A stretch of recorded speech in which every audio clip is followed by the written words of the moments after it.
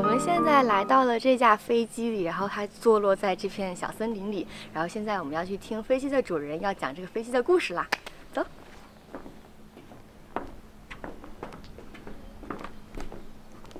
好酷啊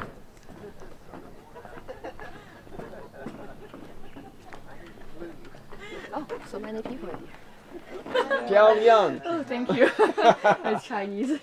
帅帅帅气帅气帅气帅气 Same thing. is the same. 帅气 Oh, okay. 漂亮帅气 is the same. Okay, so 帅气 is that the full word? And if I just say 帅, is it Same. not really right? I know it is all right, but the 帅气 is the whole word. Okay. 帅气 is that right? Yes. 帅气漂亮 Yeah, okay. Thank you. Okay, this is for freshly showered naked bodies only. Oh, yeah. And you may capture any media of anything, anytime, any audio, images, or movies. Yeah. This is for freshly showered naked bodies only. If you're not freshly showered and naked, don't sit there. Be careful of this. It's very precarious. It can tip easily and might damage. Don't touch open circuits with your fingers, please. Yeah, you know about that. And yes, lavatory is here. If you need a lavatory, it's right here. Toilet paper goes down the toilet, not in the bins, please. And gentlemen, aim with precision and elegance. I have to clean. So use that anytime you like. And, I think I don't need you use it. Okay, but it's there if you do. Yeah.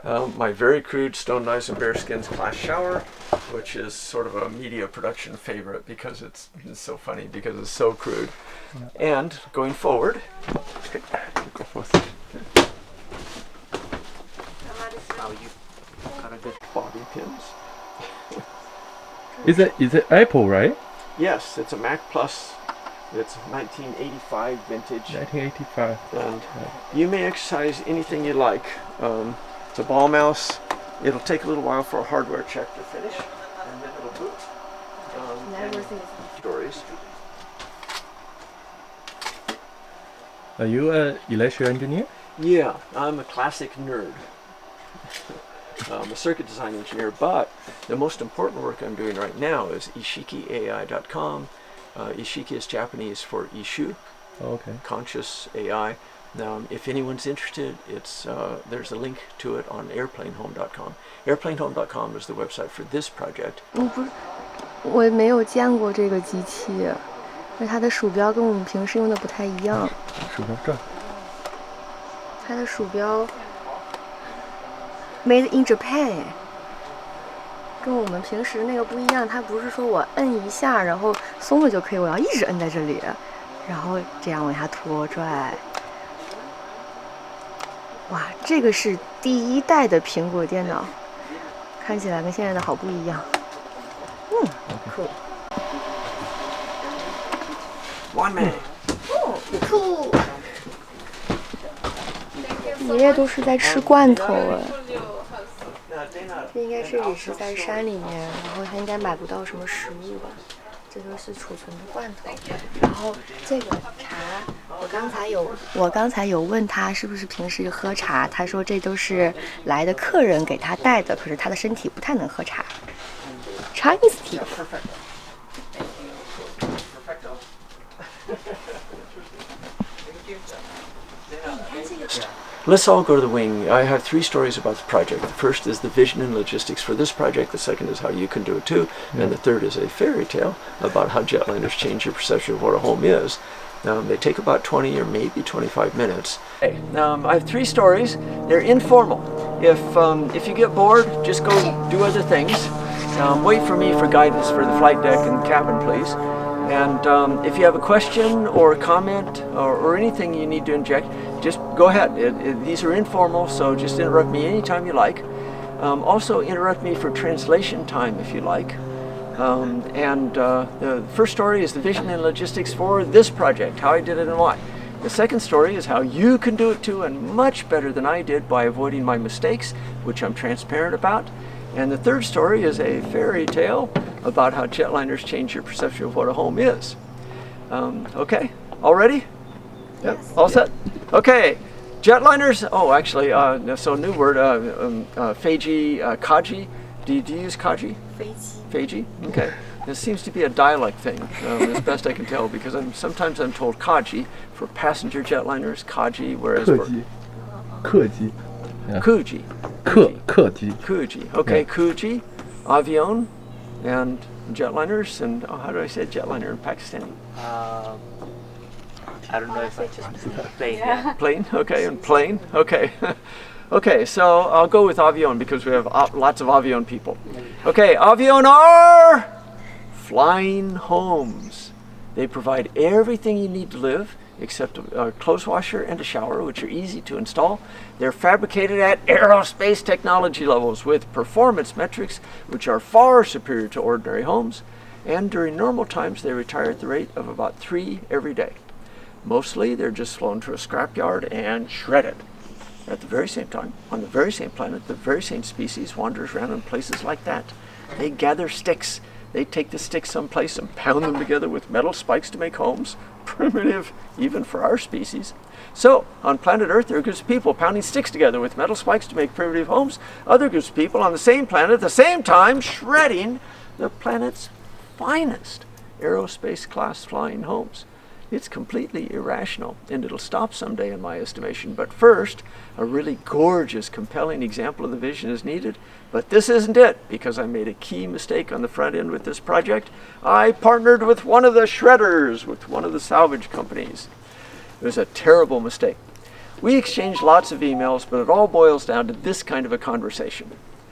Hello, I'm shopping for a home.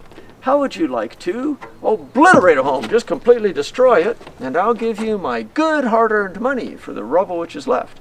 They, of course, said, pardon me, yes, that's fine with us, buddy. Yes, we'd be happy to take your good hard-earned money for our rubble. No problem. When do we start? It was a stupid mistake. I'll never do it again. We're not doing it with the version 2.0 project. If we can proceed with that project, the final result will be a fully intact, fully operational jetliner. You okay? Yeah. Okay. There's lots of pollen. The Douglas fir trees are pollinating. It will be a fully intact, fully operational jetliner, except we might remove the engines, but if we do, by strict service procedure by a service crew, no salvage company will be involved. And that's what I recommend for everyone else too. However, in this case, I partnered with a salvage company. They flew the aircraft from Athens International Airport in Greece to Hillsborough Airport, which is about 20 kilometers away, the nearest facility which can handle aircraft of this size. It landed there. Our team towed it across an adjacent road to adjacent property where heavy work could be performed, and then the salvage company did their thing. They removed the engines, the APU, actuators of all kinds, avionics, electronics, infrastructure everywhere, and it was a brutal process because, after all, they're wreckers. That's their gig. They destroy things. It was a terrible partnership concept. Never again. Once they finished, my team and I cut the wings off right here, about 2.5 meters outboard of the wing root, just barely outboard of the landing gear spars. So the landing gear is still at native strength. And we cut the tail off. You can see a cut line just above the number 3 engine nacelle, a horizontal cut line. Then we separated the stabulator section from the vertical section. So we had 4 flat components, 2 wing components and 2 tail components. Those are loaded onto ordinary flatbed trailers. They were wide loads, so we had to have permits and pilot cars fore and aft, but it was easy to transport those. The fuselage, however, was still just a little bit too long for our route, but just a bit. So we removed the radome. That was quick and easy and non-destructive and reduced the length by about 1 meter.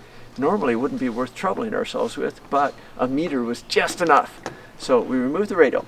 Then we retracted all 3 landing gear, lowered the fuselage onto house-moving dollies, which are short but strong and steerable, a critical difference we needed, but the main gear did not offer. And then by towing, fished our way through a very, very carefully planned route through downtown Hillsborough with just centimeters to spare, south on Highway 219, which is a country highway which connects Hillsborough to this general area, onto my neighbor's property on my east side, and then up through that path through my forest for the final leg, and started reassembling, which I'm still doing today. Partnering with a salvage company was a terrible mistake. Don't do that. With version 2.0, sorry, I lost my rhythm. However, with version 2.0, we have a clear towing path, wingtip to wingtip, from the airport to the home site. And that's what I recommend everyone try to arrange if you can. So for that, we'll just tow it intact. There'll be no damage to the aircraft. It's much easier, cheaper, safer, and much better for the aircraft. Okay, so that's how this project occurred. Second story is how you can do it too, and much better. Do you want to hear that story? Yeah. Yeah? See? Yeah. See? Okay. Okay, you can do it too, and much better than I did. Here's what I recommend. Find a couple of acres of land or more where you'd like to live, like maybe New Zealand, for example, next to a big ranch or a big farm. Get friendly with your neighbors, make friends and get chummy, and if one of your neighbors is eager to buy a new tractor but they're a little bit tight with cash, maybe help them over the threshold so they can buy their new tractor in exchange for use of one section of their property for one day. Then go down to Mojave or Victorville in California and visit the folks there, write a check for $35,000, set it on the counter. They will give you full ownership title to a fully intact, fully operational, except engines, MD-80 or MD-90 class jetliner. It's now your baby. You own it. It's your jetliner.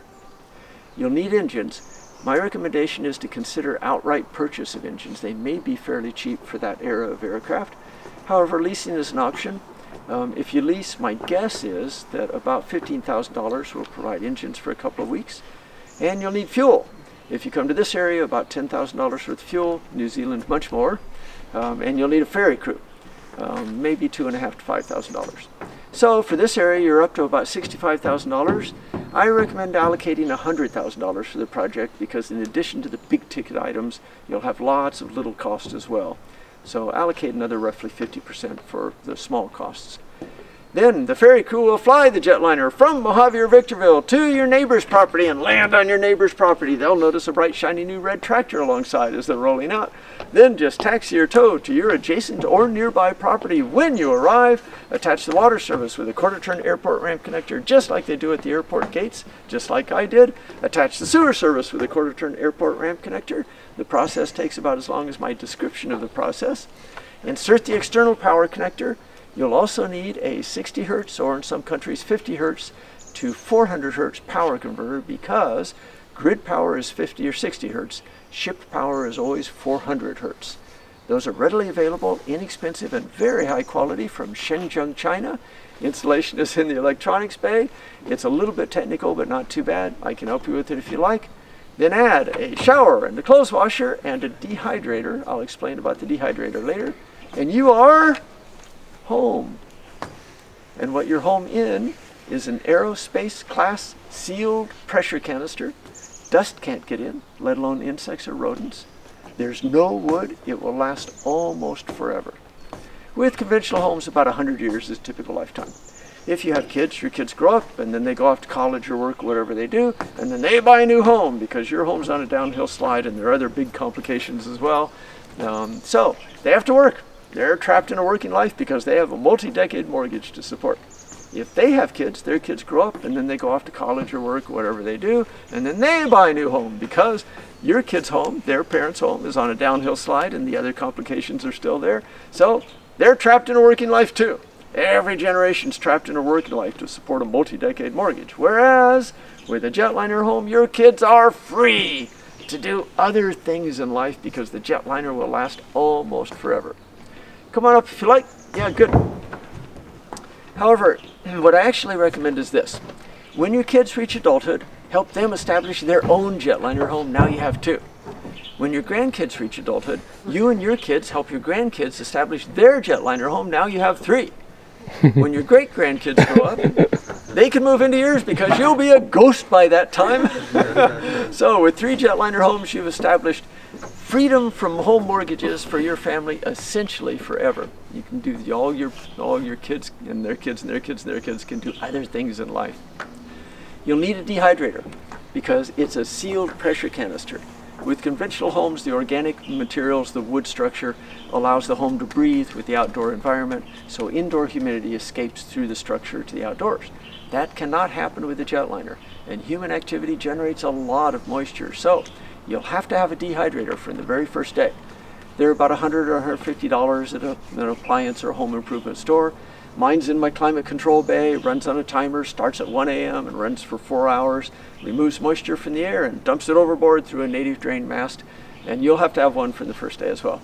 But it's easy. So, let's see, clothes washer, shower, dehydrator, 60 hertz or 50 hertz to 400 hertz power converter, and you're all set. Do be aware, though, jetliners are not earthquake resistant.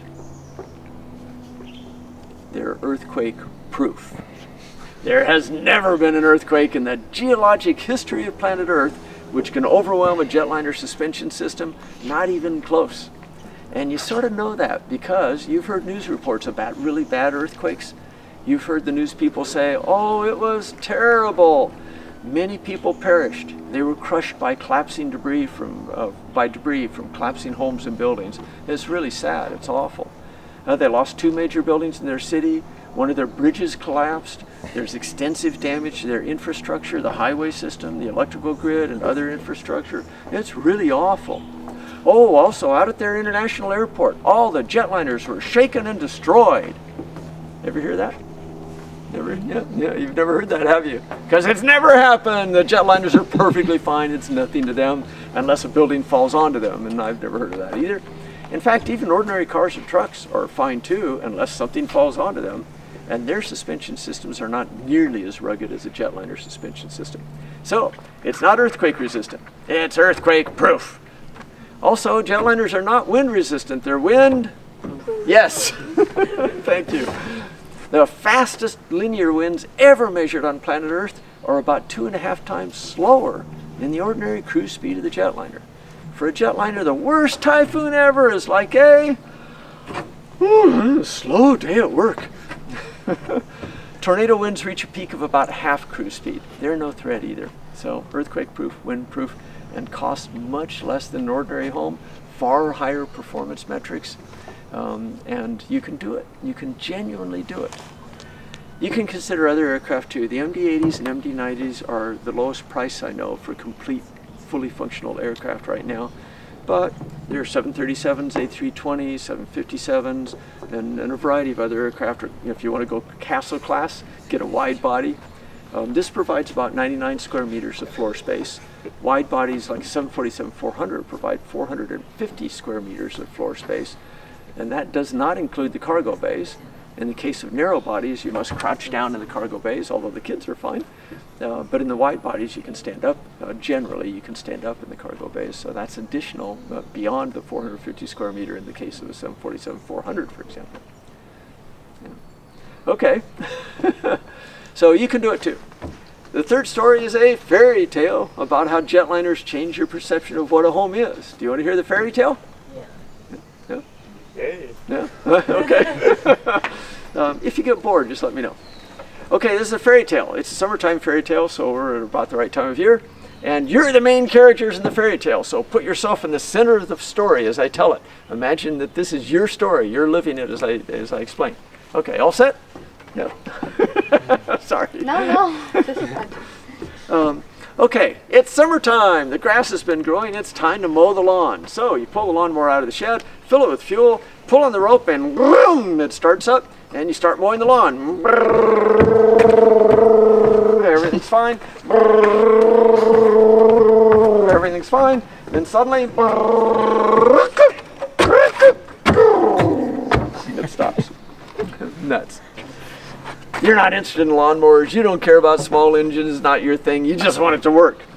Okay, I just filled it with fuel. That can't be, well, check it anyway. Maybe a hose came loose or something. So, no, it's still full of fuel. Oh, I remember. The owner's manual said something about if the oil is low, the engine will stop automatically for self-protection. So it's just low on oil. I'll put oil in, it'll be fine.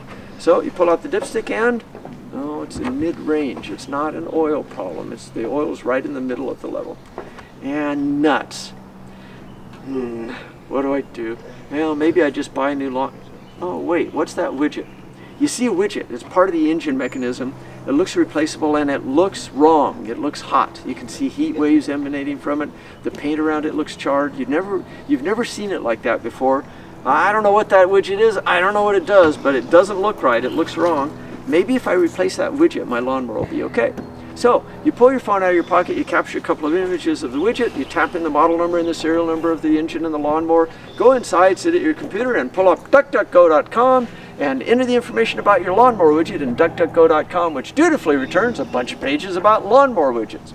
You start exploring the pages and you find a good list of lawnmower widgets. You start looking for the one which is right for your lawnmower, when suddenly up pops an ad from Budget Airlines. The ad says, we're a new airline. We start service in 1 month. We're going to offer the lowest airfares ever, and not by a little bit, but by a wide margin. For example, Fiji, round trip, $35. Budget Airlines. Buy your tickets now if you like. Service starts in 1 month. Okay. This is annoying. You were getting close to your lawnmower widget. Now this ad is in your face. But Fiji. Fiji. I'd love to go check Fiji out. I don't know anything about Fiji. I know it's a Pacific Island nation. Otherwise, it's all just mystical to me. It'd be fun to go to Fiji. $35, eh? I wonder if it's legitimate. Maybe it's a scam. But you buy the ticket. You're thinking as well, I don't know if it's real or not, but $35, if it is a scam, yeah, it's not going to cause any problem. It's not that much money. And I'd love to go check out Fiji. So you buy the ticket, and then you dismiss that page, and you go back to your lawnmower widget. You find the right one for your lawnmower. Turns out it costs about $35 too, but you've ordered it, it's on its way, and then you do other things. And then about 10 minutes later, it hits you like a lightning bolt. I got scammed! I just got scammed! I just lost $35 to a den of thieves. I see how it works now. It's not just me. Nobody knows anything about Fiji. Of course, everybody wants to go check Fiji out. As soon as they say Fiji, we're all hooked. And $35, that's not going to break anybody's bank account. So I get it now. They're not trying to steal a bunch of money from one person. They're trying to steal a little bit of money from a whole lot of people. A clever scam, and I fell for it. First time you've ever fallen for a scam, you don't like the feeling. You thought you were smarter than every crook on the planet, and it grinds your gears. It's really annoying because you realize that some crooks are smarter than you are, at least on this day. And for about 2 days, you can't seem to let it go. I got scammed. You got this angst and anger. I thought I was smarter than that. Yikes. After about 2 days of this, finally you realize, okay, this isn't smart. Now I'm doing more damage to myself than they did to me. I've wasted 2 days on this angst. It's not worth it. It's summertime. I need to get on with life. So you do. You just put it behind you. You forget about it. Okay, I lost that battle. I guess that happens. And you get on with life. And that turns out to be really wise because as the days and the weeks proceed, you're making great progress towards your major goals. You're achieving your smaller goals. Your friends and family and loved ones are all happy and healthy and having a really nice summer. Your lawnmower widget arrived. You installed it. Your lawnmower is purring like a kitten again. Everything's been going peaches. So well, in fact, that after almost a month, you have a completely free day. All your obligations are fulfilled. All your tasks are complete. You can do anything you want. It's a Sunday. It's a beautiful day. And you decide to explore a good old American tradition. You've never tried it yourself. You've seen people do it. It looks silly, but give it a shot. See what it's all about. An on-the-lawn car wash. So you drive your car up into your lawn, you pull out the garden hose, and you mix up some studs, and you start washing your car by hand, and what you discover is, hey, this is okay. I sort of like this. It's a beautiful day. I'm out in the sunshine and the fresh air. It's easy. I don't have to think about the process. My arms and legs and hands know what to do automatically. My car's getting cleaner. I can daydream while I'm going along. I like this. I'm going to do this more often. Maybe I'll even bake an apple pie afterwards. So you're washing your car and cleaning your car and then thinking, wow, this is nice. You think about the summer. It's been a great summer. Everything's going really well. And the weather's been so beautiful lately. You start thinking about the weather. And especially today, it's a beautiful day. You think, wow, this is so nice. I wish it were like this all the time. The temperature's perfect. The sky is blue. The sun is shining. The birds are singing. It's so beautiful. Oh, it's almost like a tropical island paradise. Tropical island. Fiji! You suddenly remember, I wonder whatever became of that. Fiji, So you turn the water, you're curious. You turn the water off, you pull your phone out of your pocket. Where's that ticket? Where's that ticket? There it is. Interesting. I have a scam flight to Fiji in 2 days. Well, what do? Well, I decided what to do. It's a scam. Just forget about it. Get on with life. And that worked really well. Just keep doing that. So you turn the water back on, you resume washing your car, and you're washing your car, everything's fine, and then suddenly it hits you. Wait a minute. I never verified it was a scam. It's a scam. It's got to be a scam. But I never verified. What if somehow it's legitimate? It's a real airline. In 2 days, the flight departs. It goes to Fiji. My seat is empty. I learn about that later. If that happens, I will never live it down. So I know it's a scam, but I better check on it just to make sure. Anyway, no hurry. You've got 2 days. So you finish washing your car. You reel up the garden hose, put the car back in the driveway, put the implements away. You pull your phone out of your pocket and you call the information desk at the airport and say, "Hello, I'm so sorry to bother you with this. This is so stupid. I bought this scam airline ticket on the internet from this company calling itself Budget Airlines. I'm just checking with you to make sure no such thing actually exists." To your surprise, the information desk operator says, "That's Budget Airlines. Is that right?" "Yeah." "Yes, they begin operations quite soon, a couple of days, I believe. Do you need any information on a specific flight?" Whoa. Are you telling me it's an actual airline? It's real? "Oh, yes, they're in my system. As I said, they begin operations in a couple of days. Do you need any information on a specific flight?" "Wow, really? Okay, yeah. Wow, I'm sorry, I thought it was a scam. I have a ticket on their inaugural flight, their very first flight. Any information you could pass along about that, I'd be very grateful." "Wow." "Okay, bear with me just a moment. Click, tap. Okay, I have that for you. That flight departs in 2 days from our airport, gate 56. Destination is Fiji." "Wow, are you sure? No joke?" "Yes, it's no joke." "Okay, well, thank you so much. You finish phone conversation, do a little dance because you're going to Fiji. For $35, you're going to Fiji. What a great roll of the dice that turned out to be. You're going to Fiji." So you pack your bags. 2 days later, you hop in your clean, shiny car, you drive out to the airport, you go through TSA, and then you trot on down to gate 56. And at gate 56, you see a bunch of people milling around a check-in counter, and above the check-in counter is a sign which says, Budget Airlines. There it is. It's real. You're going to Fiji. So you get in line. You reach the check-in counter, you present your phone, the agent scans your ticket and says, "Okay, that's valid. You may enter the breezeway and board the jetliner." So you enter the breezeway. The line's moving very slowly. It's weird, even by American standards. It's really slow. So, who cares? I'm going to Fiji. So you're in line, you creep along. Finally, you reach a point about 2 meters away from the entry door. And you know what it's like there. You're near the entry door, the door's open. You can see some of the mechanism of the aircraft because the door's open, the latches and so on. It's about the only time you get to see any mechanism of the aircraft. And the breezeway's up against the aircraft.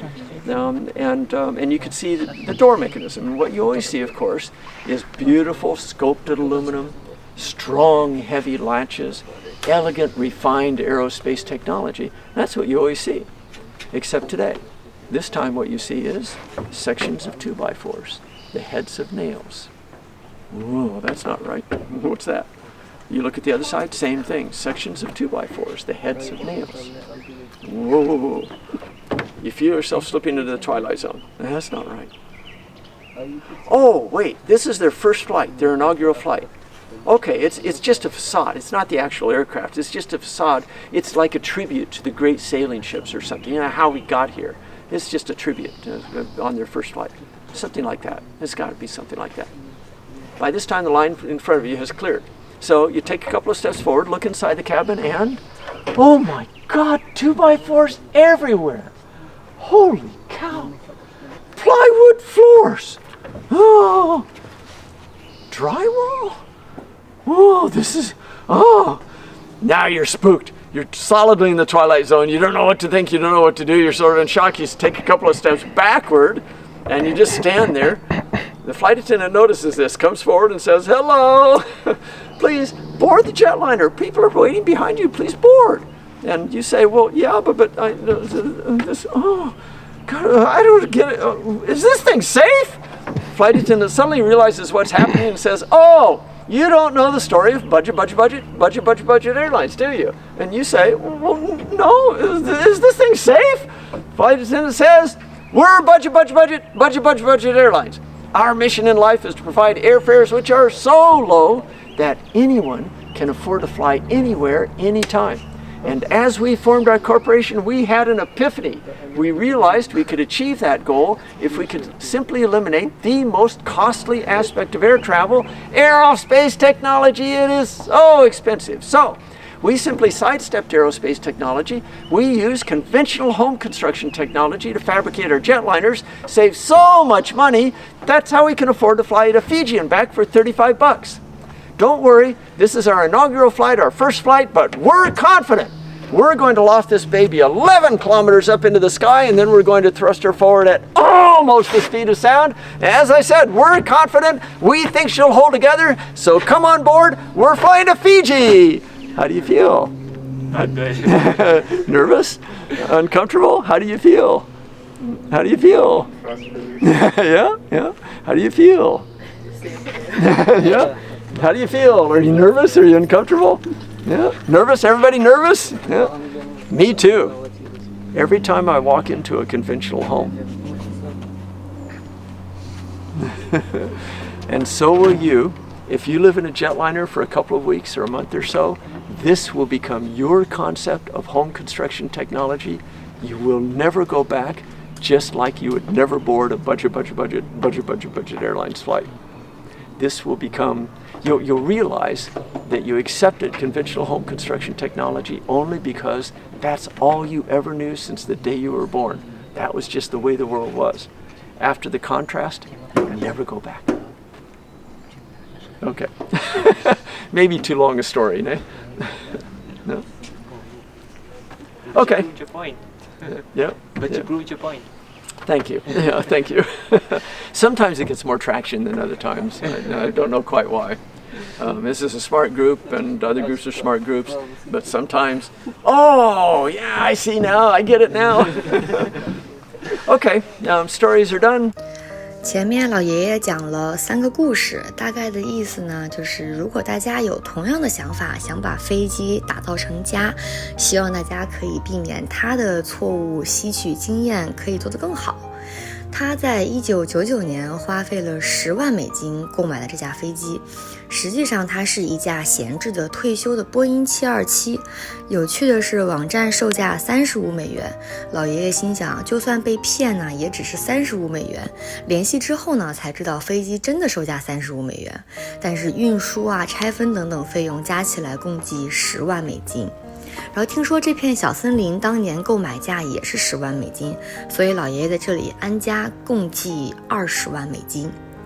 他犯的错误就是飞机呢，他是把它拆分肢解了之后再运到这片森林，到达目的地再进行2次安装和改造，这就造成了极大的困难。应该是在装好基础设施、水电改造内部完成之后呢，再运来森林，这样会节约很多人力物力成本。但也正是因为拆分再组装的原因，这也造成了非常美丽的一个错觉。从高空航拍看上去呢，非常像飞机坠毁现场，很壮观。老爷爷是一个非常独特、有趣、热情的人，他同样也是一个电子工程师，一半时间在日本，一半时间在美国。